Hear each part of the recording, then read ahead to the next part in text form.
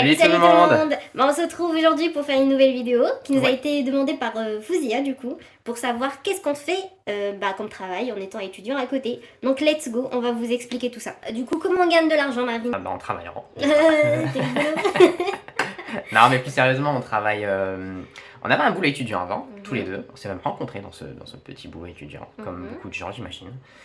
Et depuis, on travaille en tant qu'indépendant. Voilà. On a une micro-entreprise. On n'est pas PDG pour autant. Pas du tout. Non, du tout. En fait, au lieu d'être salarié, au lieu d'avoir un contrat de travail, on a des factures et on a des clients, plus des employeurs. Mais ça revient vraiment à peu près au même. Hein. Je veux dire, la relation directe, c'est la même chose, juste que la paye est différente. Voilà. Et, On gagne beaucoup plus parce que toutes les charges, elles sont à notre charge du coup. Ouais, On a des taxes dessus. on a des taxes. Et du coup, on travaille avec des entreprises et Ouais. on leur vend nos services. Ouais, légalement. On a ce statut d'indépendant. On a dû ouvrir du coup notre auto-entreprise. Mais donc pour vendre nos services aux entreprises, il faut ouvrir une auto-entreprise. Donc une auto-entreprise, soit par du coup 100% gratuit via le site de l'URSSAF. l'URSSAF. Ouais, il y a autoentrepreneur.ursaf.fr et c'est totalement gratuit, c'est pas si compliqué franchement. Donc moi c'est ce que j'ai fait, toi c'est pas ce que t'as fait. Non, moi j'avais choisi du coup la deuxième option qui est payante. Ouais, mais franchement je T'as fait une recommande. pigeonne. Ouais, un petit peu. Non, en vrai c'est plus simple j'imagine, parce qu'il n'y a pas grand chose à faire. Et moi non plus, hein, mais c'est juste qu'il faut rassembler les papiers soi-même, il faut envoyer surtout les papiers soi-même et c'est tout, mais c'est pas incroyable. Mais oui, donc là, vous avez des sites que vous pouvez retrouver sur internet, mais moi j'avais utilisé GetBiz. Ouais. GetBiz, j'avais payé 20 € parce qu'il y avait un partenariat avec l'application que j'utilisais. Donc voilà. Il y a Shine aussi. Mais si on doit vous suggérer une solution, c'est du coup passer par le site de le l'URSSAF. site de l'URSSAF. C'est pas compliqué. simple, voilà. Juste que moi j'avais la flemme, je vous le dis. Ça prend sûrement un peu plus de temps, mais c'est pas compliqué. Donc. Maintenant, on va vous montrer les applications qu'on utilise pour du coup trouver des entreprises avec lesquelles travailler. Mais donc, comment on vend nos services du coup rapidement? Nous, on utilise principalement Staffme, mais il y en a plusieurs, comme vous voyez ici. Il y a TaskRabbit qui est une application qui permet de trouver des tâches ménagères, des travaux de bricolage, de déménagement, tout ce qui est dans ce domaine-là. StudentPop, c'est pour les étudiants, c'est comme Staffme. Là, on retrouve tout ce qui... Ça peut être vraiment de tout et rien. Ça peut être du ménage comme là. Ça peut être de la vente. Ça peut être quoi Ça peut être dans des entreprises, ça peut être vraiment tout et n'importe quoi. Ça peut être de l'animation, que ce soit en magasin ou en entreprise. Ensuite, on a DriveMe, elle, c'est vraiment sur tout ce qui est conduite. Par exemple, déposer des voitures, conduire des clients, tout ça. Donc, c'est un peu comme Uber, mais en fait, c'est pas la même chose, c'est pas taxi en fait. C'est juste des petites prestations qui arrivent de temps en temps et tu choisis ou pas de les faire. Ensuite, t'as Brigade. Brigade, c'est vraiment axé sur l'hôtellerie, c'est aussi sur la santé, la restauration et l'événementiel aussi. Et ensuite, il y a Side. Side, c'est la même chose que Staffme et StudentPop, sauf qu'il y a une option intérim. Parce que une option intérim, donc, qui n'est pas avec le statut indépendant, là ce sera avec un contrat, ce sera comme une agence intérim vraiment. Sauf que il y a une petite appli, et c'est vous-même qui choisissez les missions que vous voulez faire, et non pas l'agence intérim qui vous propose des choses. Mais donc nous, ce qu'on va faire, c'est qu'on va... on va décrire Staffme vu que c'est celle qu'on utilise vraiment. Ouais, c'est la seule dont on se sert vraiment. On va vous décrire le principe, le fonctionnement et aussi on va vous faire les pour et les contre de ce genre d'application. Et qu'est-ce qu'on en pense nous d'après notre expérience. Alors qu'est-ce que c'est que Staffme? Kezako, c'est une application mobile. Kezako. Non mais Staffme c'est une application mobile qui permet aux entreprises de trouver des travailleurs temporaires. Voilà, ils ont besoin d'un employé juste quelques jours. Mais donc les utilisateurs de cette application du coup, ils peuvent créer un profil en tant que travailleur et postuler à des emplois qui sont postés par les entreprises.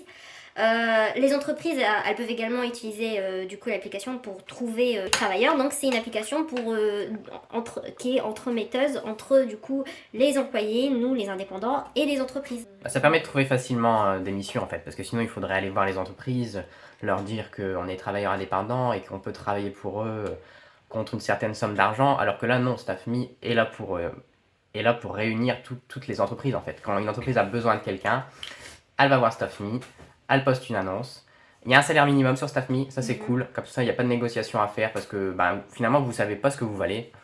Voilà, quand vous proposez vos services, vous savez pas vraiment ce qu'il faut mettre. Est-ce que 12 euros c'est déjà pas trop?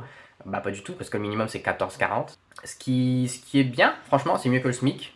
Même s'il y a des taxes derrière, parce que vous allez payer des impôts directement dessus. Dès la première heure travaillée, ce sera 11% la première année, ce sera 22% ensuite, les autres années. C'est beaucoup, mais ça vous laisse quand même avec 11 euros et quelques à partir de la deuxième année, ce qui est mieux que le SMIC. Et donc quand vous êtes étudiant, quand vous n'avez pas besoin d'un salaire stable, je veux dire, ça peut être sympa, parce que ça peut vous faire gagner beaucoup plus pour moins de travail quand même. Voilà. Merci pour le bruit. De rien. Et donc maintenant, ce qu'on va faire, c'est qu'on va vous expliquer plus en détail l'application. Je vais vous mettre la plateforme de l'application, vous montrer comment se présente l'application StaffMe. Alors donc en ouvrant l'application, on retombe sur cette plateforme ici. On peut voir le nombre de prestations réalisées, le nombre d'heures travaillées, mais aussi le montant total gagné avec l'application.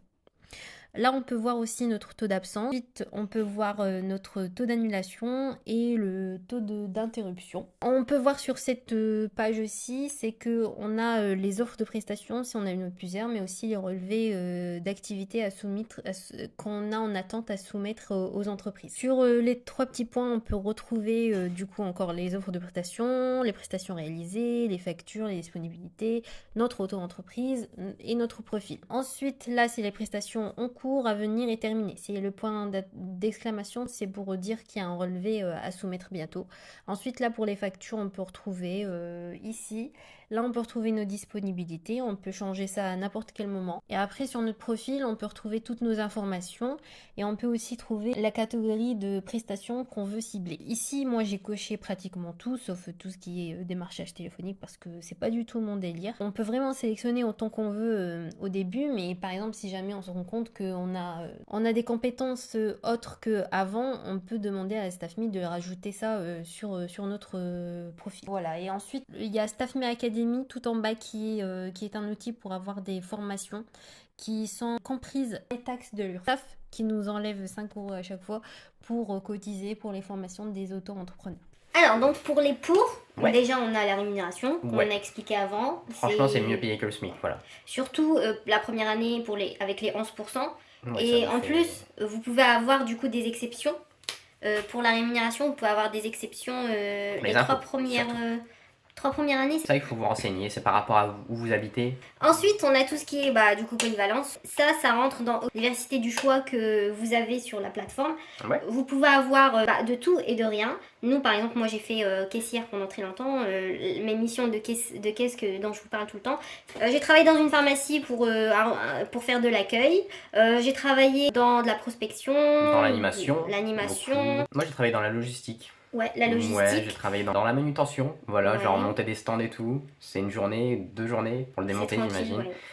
Ensuite, on peut aussi faire du démarchage téléphonique. Ouais. Toi aussi, t'as déjà fait ça aussi. Ouais, j'ai déjà fait celui-là. Pour Mhm. Pôle emploi d'ailleurs. Si Moi, j'ai jamais pas un du Pôle tout. emploi vous a appelé l'année dernière entre juin et. En juin, c'est peut-être moi qui vous a appelé. Démarchage pour des entreprises aussi, on a Ouais. fait ça aussi. Et aussi, on vous a pas dit pour la rémunération, c'est que chaque entreprise est différente et chaque entreprise peut payer plus Ouais. ou moins cher. Il n'y a pas de limite. Pour l'enregistrement des textes antigéniques que j'ai fait à l'accueil de la pharmacie, j'étais payée 20 euros de l'heure. En une semaine, je me suis fait 1200 euros. Donc franchement, c'était très très bien payé. Ça fait 60 heures là. Ouais. C'est ce que j'ai fait. Hein. J'ai travaillé 6 jours, j'ai travaillé 10 heures par jour. J'étais debout 10 heures, j'avais une demi-heure de pause. Donc 1200 euros pendant une semaine, franchement je le referai plus. Ouais. Je le referai plus parce que c'était vraiment très fatigant pour mes pieds. J'ai des semelles orthopédiques, donc c'est très compliqué pour moi au niveau pied. Ouais. Mais vraiment, ça vaut le coup si vraiment on veut gagner de l'argent facilement. Et ensuite, on a tout ce qui est flexibilité horaire. C'est nous qui choisissons Ça, c'est cool. du coup nos prestations. Si on n'est pas disponible sur une prestation, on n'y va pas, on n'accepte pas la prestation. Et on a beaucoup de choix du coup de prestations. Ça dépend aussi de là où vous êtes. Par exemple, si vous n'êtes pas dans une grande ville, je suis désolée de vous le dire, il n'y a pas beaucoup de choix. Il n'y a pas moyen pour vous de vous déplacer dans une grande ville. Il y a peu de chances que ce genre d'appli soit intéressante parce que c'est souvent dans les métropoles. Voilà. Bref, maintenant donc on va vous dire les contres de notre ressenti à nous. pour les contres, on a déjà ce qui L'instabilité. était bien ici Ouais. pour quelques-uns pour la flexibilité. Bah là, c'est instable. Ouais, d'un mois à l'autre, franchement, ça peut changer énormément. Et c'est pour ça. On le recommande pas trop si vous n'êtes pas étudiant. Il n'y a pas de loyer à payer en fait. Qui peut être aussi bien pour ceux à qui, par exemple, Marvin ne recommande pas cette application, c'est que ça peut être un complément de revenu pour vous. Par exemple, vous faites un 35 heures ou moins, un temps partiel, vous pouvez compléter vos revenus avec ces applications et par exemple travailler le soir, le week-end, si vraiment vous avez des dispos. Vous choisissez comme vous voulez, c'est vous qui choisissez aussi. Ouais. Ensuite, on a tout ce qui est service client, entre guillemets, parce que c'est pas vraiment vos clients, leurs clients c'est les entreprises, c'est pas nous. Donc on a beaucoup moins d'avantages que par exemple les entreprises. Si tu as une seule question ou autre, tu dois juste envoyer un mail, entre guillemets, Ouais. et ils mettent 20 ans pour te répondre. Ils sont Si- rapides quand même. Franchement, si- moi, ils répondent le lendemain. Bah excuse-moi, Mais- on n'a pas les mêmes Franchement, ouais. personnes. Pas aussi Il n'y a pas de numéro, il n'y a pas de numéro, non. Ils nous appellent des fois, par exemple, quand on accepte une prestation, on a des appels pour nous dire est-ce que t'es vraiment disponible. Si tu gardes les numéros sur lesquels on t'a appelé, Non, pas du tout. Ah bon. Moi, les numéros qui m'ont appelé, c'est C'est des des numéros 06. que...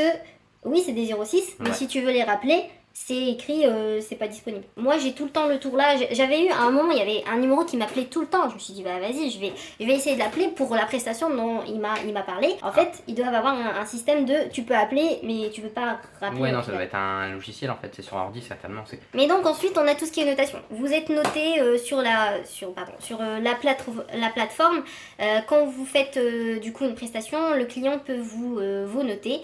Et ce qui est nul, c'est que par exemple, si vous faites une interruption ou une absence, bah vous avez automatiquement des notes qui seront négatives. Pour ça, si vous faites Ouais. une interruption, vous avez plus de prestations qui sont proposées. Et je trouve ça vraiment très injuste. Ouais. J'ai déjà eu le tour et pendant des mois, j'ai pas eu de prestations, j'ai pas eu de proposition de mission, donc c'est vraiment nul. Et ce qui nous renvoie sur l'instabilité, parce que si pendant des mois vous n'avez Voilà. rien, comment vous Ça, payez c'est votre loyer? En un mois, en une erreur, vous avez dû être absent pour je ne sais quelle raison, vous avez dû annuler au dernier moment, vous pouvez perdre vos revenus. Et ça, c'est vraiment pas cool. Et c'est pour ça d'ailleurs que moi, j'ai personnellement envie d'arrêter. Mais donc, sinon, ensuite, il y a les impôts. Les impôts, comme on vous a expliqué, c'est très intéressant quand c'est 11%, mais quand Ouais. ça commence à devenir 22% pour 14,4%, des fois c'est vraiment ric-rac, c'est limite mieux de faire de l'intérim. Ça, en C'est fait, intéressant. c'est toujours intéressant, sauf si vous devez faire de la route. Voilà. Parce Voilà. que si vous avez 40 minutes ou 50 minutes de route, et ensuite on vous retire 22%, je veux dire, ça commence à faire beaucoup, et on vous rapprochez quand même vachement du SMIC. Voilà. Et à la différence de l'impôt sur le revenu,